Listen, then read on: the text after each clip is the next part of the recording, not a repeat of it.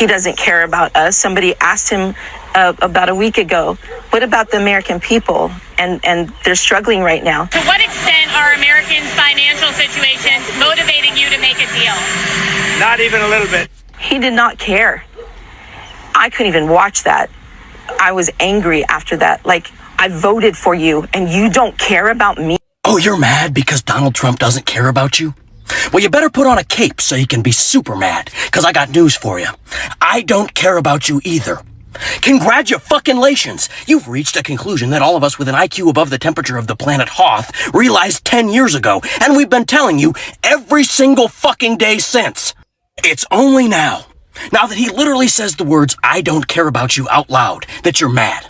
It wasn't the literal concentration camps he ordered to be built. It wasn't the masked goon squad that he assembled to racially profile and assault and kidnap black and brown people when they're not murdering protesters in the fucking streets. One of them literally threw a protester in front of an 18-wheeler yesterday. It wasn't the illegal war that he started where 13 American service members were killed. It was none of that. It was the fact that gas prices went up and he said, I don't care about little old you. Jesus fucking Christ! Don't get me wrong. I'm glad you've seen the light. I hope it sticks with you. But don't come looking for any fucking sympathy from me. Because your problem with him only started once he had a problem with you. He doesn't care about us. I voted for you and you don't care about me? No fucking shit, he doesn't care about you. He literally told you on the campaign trail, I don't care about you, I just want your vote.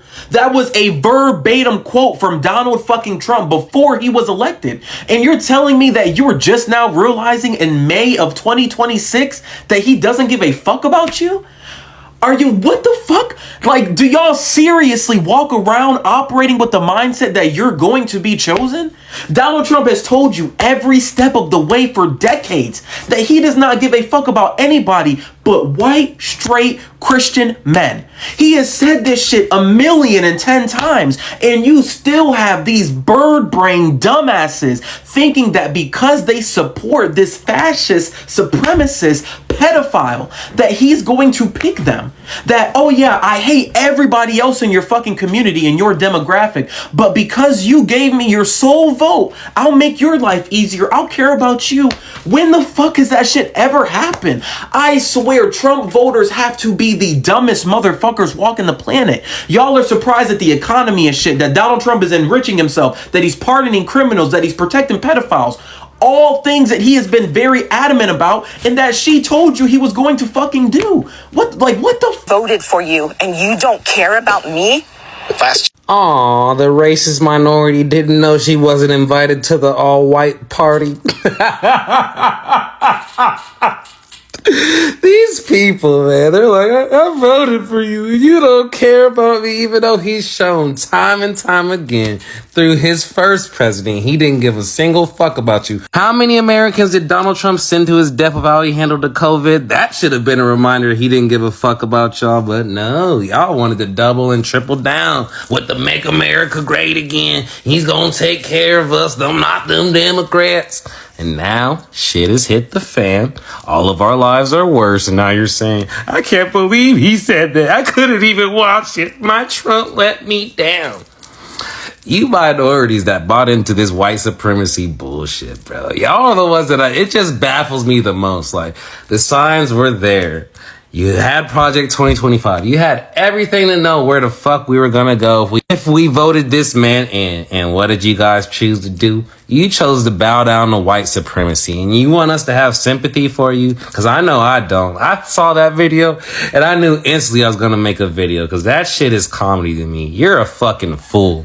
Trump voters are not realizing too late that Trump does not care about them.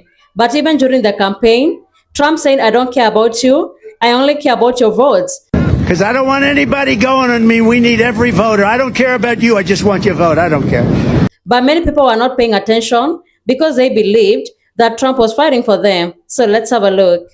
Over the next 3 to 4 months, they're expecting food prices to climb another 10-15%. Can somebody, anybody, tell me what Republicans are doing about inflation? What are they doing about prices? Because I don't see them doing anything. They have the House, they have the Senate, they have the presidency, they have everything, and they're focused on anything but making prices lower. If you can tell me anything that they are doing to lower prices, I would love to hear it. But so far, it's been absolute silence. All we hear about is propaganda about a war that is this close to being done, but it just keeps going on and on and on. And you know what else keeps going on and on and on? People suffering, people paying high prices. And they're talking about this summer, food prices going up another 10 to 15%. Make it make sense. And all right, Trump supporters, come and get me. Hey, listen, clearly you see where I'm leaving. I'm leaving Target. I just bought some fabric softener, okay? I bought some fabric softener, 7th generation. Yeah, they call it a little bougie, but here's the thing. This stuff is almost $15 a bottle for fabric softener. Why? So I spoke to the manager in this wonderful Target, and he said it was inflation. Inflation and the cost of goods. He said everything inside of Target is going up. They're trying to keep the cost of goods down, but listen, when you have a sorry administration like we do in Washington, this is what you get. You get $15 bottle fabric softener. Like, how much worse can it get for the American people at this point? How bad Donald Trump is doing in office to make our cost of goods go up. Like, it's never going to stop until we impeach him or get him out of office. We should not be paying $15 for fabric softener or $15 for laundry detergent. It doesn't cost that much, but when you have to spend $6 a gallon diesel fuel to get it to these stores, everything goes up. And it's out of control. The administration needs to be impeached. Criminal actions need to be taken on the Trump administration. And this needs to stop. $15 is ridiculous, Trump. You suck. Donald Trump does not care if you can afford gas or health care or rent or groceries. Donald Trump doesn't care about you. It's getting so bad, families can't even hide from their kids they're broke. The kids are aware that they're broke. So I saw in the store the other day, this family, one of the kids went and grabbed them a pack of Oreos and said, "Mommy, can we get these?" Mother saw the price. It was like $5.50. And she's like, "Honey, how about we get these instead?" And it was the chocolate sandwich cookies, like the cheap knockoff brand. And the kid immediately put the Oreos down as if they understood and went and picked up the fake Oreos, cheap knockoff brand, put it in the cart, didn't say another word. So the kid is fully aware exactly why his mother told him not to get the Oreos, to get something else. And it was funny because that same day when I got in line, one mother said to the kids, "Well, do y'all want some candy?" And the kids were like, "Yeah." And so they got to reaching for like the Skittles and the name brand Haribo, I think it's called, gummy bear. And the mother said, "No, how about these over here?" And she went and pointed at the knockoff 88 cents, 99 cents packets of candy. One of the kids took that version of the gummy bears, but the other kids were like, "No, I'm okay." It's so bad. Kids know that their parents are broke. Kids know that the budget is tight. And the saddest part is that Fox News is coming out talking about some hamburger helper sales are on the rise, the budget-friendly meal as Americans tighten their wallets. That's not funny. That's not something to celebrate. We all know hamburger helper is a broke people meal. Like, that's how that works. Like, all broke homes, from the hood to the trailer parks. We all knew hamburger helper, and they're trying to spin it in a good way. And it just hurts my heart that Fox News is playing that game. I'm seeing families struggling, trying to make the kids happy, and Fox News is trying to make light of this situation. It's really not healthy. And I just don't know when the money will be right. And I don't think it ever will be for a while, especially with the current administration still in office, because they're not doing anything to help stimulate economic growth. There are no new jobs, like I've said before.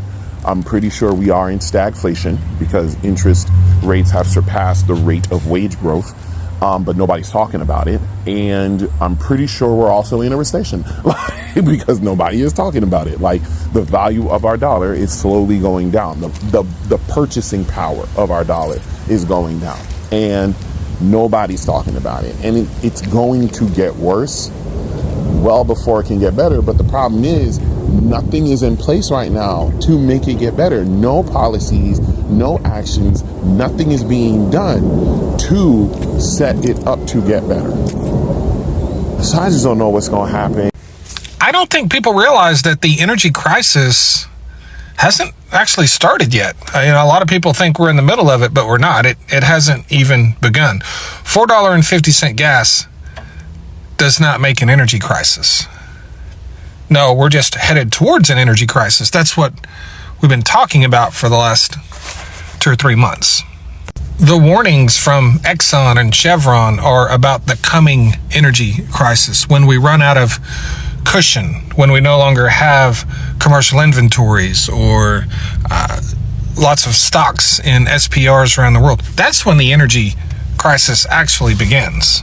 And sure, for a lot of people, it feels like an energy crisis already because the cost of all of the other things they're buying, like electricity and food and things like that. Like, so sure, it is hitting their wallets like we're already in a crisis. I'm not sure what's going to happen when the real crisis comes, and that day is coming because Iran is not negotiating. The reality is that many people pay attention when the policies start affecting them personally. When immigrants are being demonized, many stay silent. When minorities are being treated unfairly, many don't talk about that, When cruelty was being normalized, many even cheered on that. They ignored all the warnings because they believed they were being protected. But politics has a way of reaching everybody. Your grocery bill doesn't care who you voted for. The cost of gas, healthcare, insurance, electricity, and everyday necessities doesn't care about your party loyalty. Everybody pays a price. And that's why so many people are saying this wasn't a case of voters being fooled. It was an open book test, and many failed. The information was available. The statements were public. The evidence was visible, but many made the choice and voted Trump anyway. And the sad part is that even after all the frustration, disappointment, and all the regret being expressed, a large number of them will probably still support Trump because to them, political loyalty is more important than logic. To many of them, supporting Trump becomes part of their identity. And if people want better leaders, they need politicians who focus on lowering costs and improving lives, because majority of Americans are living paycheck to paycheck, because everything is rising while the wages still remain the same. Majority of Americans don't even have $1,000 for emergency.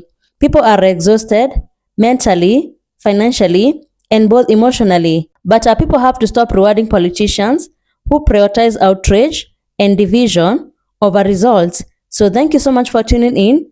Be sure to like, subscribe, and share. Have a good one. I'll see you in the next video.